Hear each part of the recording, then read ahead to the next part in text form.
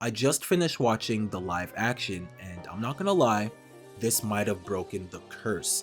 I'm gonna be honest with you guys, as I usually am, this is probably one of, if not the best live action anime adaptations ever. Even though that's not saying much considering almost all of them are garbage and a two-pack of ass, but I actually thought this was pretty fun and solid for the most part. But the wigs were kind of wild, like some of them were looking crazy, bro. Obviously there were some changes, some were small, some were massive, some were good, some were bad. But one thing I can say is the casting was spot on. They couldn't have casted anyone better to play any of the roles in this series. I thought they were all fantastic and they did a good job. Even Inaki as Luffy was I honestly understand why Oda said he sees Luffy in him, because he really played Luffy quite well in the live action. And I was like, yeah, I see why they chose him to play Luffy. He was great. He was a lot better than I thought. The dialogue in this series is actually well thought out and really good. It felt like I really was reading or watching One Piece. Zoro was one of the highlights of the entire series. He was great to the point sometimes I felt I was watching Zoro Piece and he was the main character. He was great. A little too serious for me sometimes, but he kind of opens up towards the end. The chemistry with the crew was great. Like, that was one of the things I was kind of scared. That and Luffy's character, honestly, I can say they genuinely nailed it. Sanji was great. He played the gentleman, like, oh, I don't really care about the boys, but the ladies, I'm really nice and I'm gonna riz them up. Like, I thought that was great. Hopefully they don't make him a pervert like in the anime. So far, he's pretty great. His chemistry with Zoro, fantastic. Zoro and Nami's chemistry is great. Usopp I thought was pretty dope, but I don't think they really give him enough to do in the series. I feel of the main cast, maybe he's the weakest part, even though I loved him a lot, just because they didn't give him a lot to do, which, hey, this is a live action adaptation.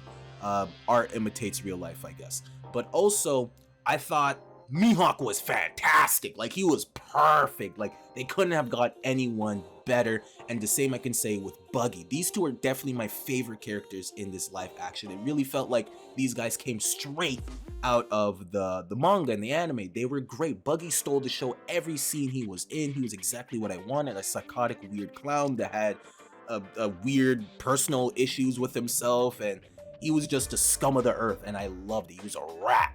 It wasn't all honey and roses though, as I wasn't really a big fan of Arlong. I did think he wasn't as intimidating or imposing as I would like him to be, and he honestly lacked the swagginess and finesse of his character. I thought that was severely lacking, and I do believe he was on the weaker end of the series.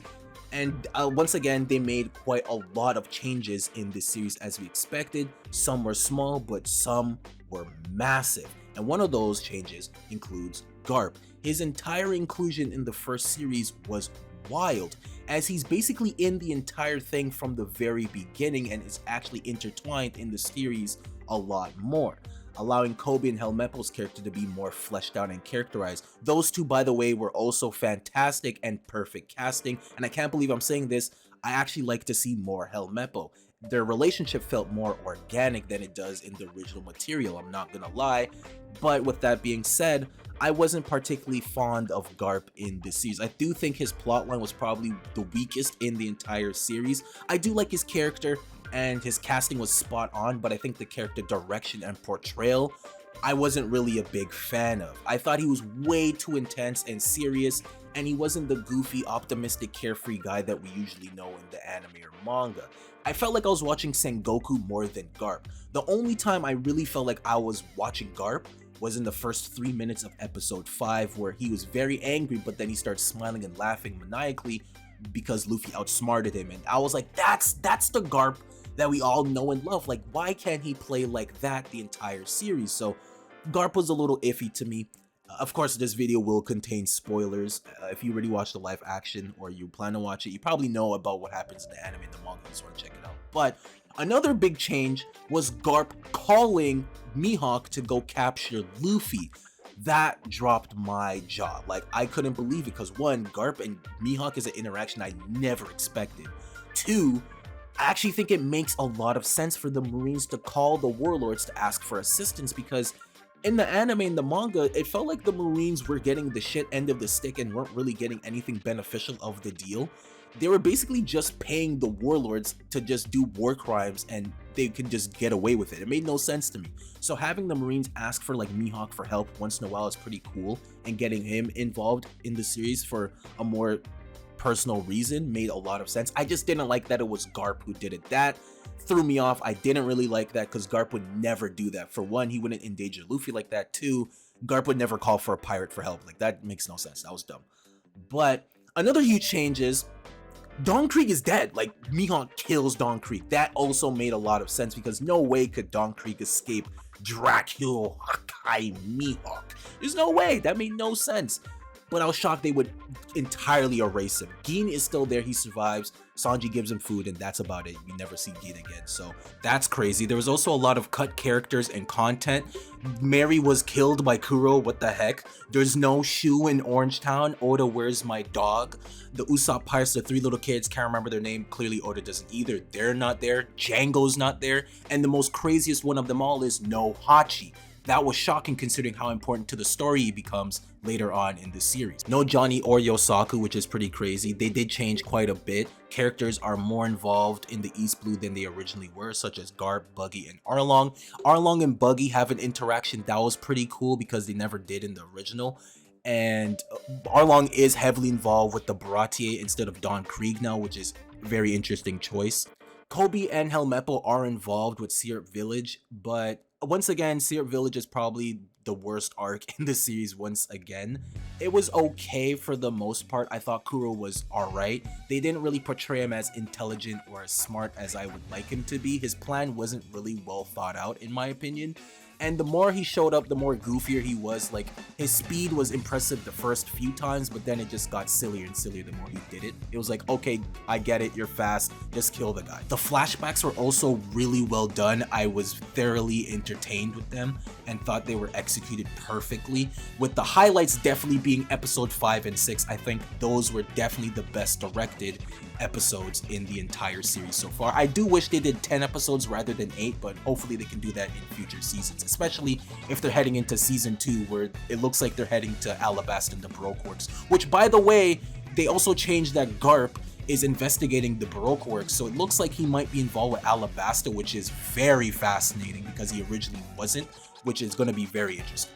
I like the character trait of Zoro being more of a bounty hunter and knowing about certain bounties. Like, that makes a lot of sense because, yeah, he is a bounty hunter. He should know these things. I wish he was like that in the original.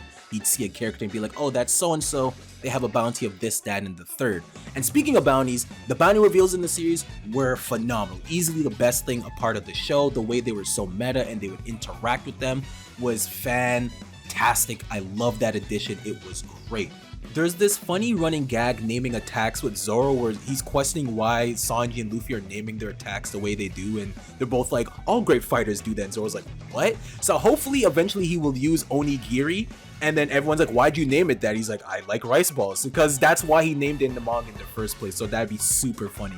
The whole naming attack thing is actually not as cringe as I thought it would be. I'm not used to the whole gum gum thing. I'm not gonna lie, the way he says it is kind of weird, but I think it's pretty cool. Overall, I thought this series was enjoyable. It was a lot better than it had any right to be and not nearly as bad as I thought it would be. So that's a plus. Obviously it had its flaws and it could definitely be improved on, but for what it was, I thought it was actually really enjoyable and pretty funny at times. The cinematography was great. Some of the shots were really well done, like Luffy would be laying and he gets up and you can see the full view of the room. I thought that was pretty cool.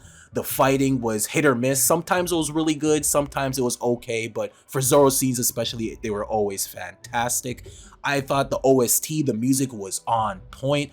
I thought the casting was pitch perfect. I'm now excited to see what they can do in future seasons with other characters like Law, Doflamingo, Whitebeard, Crocodile, etc. if they get that far. So I'm really excited to see what they could do in the future. So that's going to be really fun. I do think you should check this out. It was really enjoyable. Once again, let me know in the comments what you guys thought of this show. Did you like it? Did you hate it? What did you think of it? What could be improved on?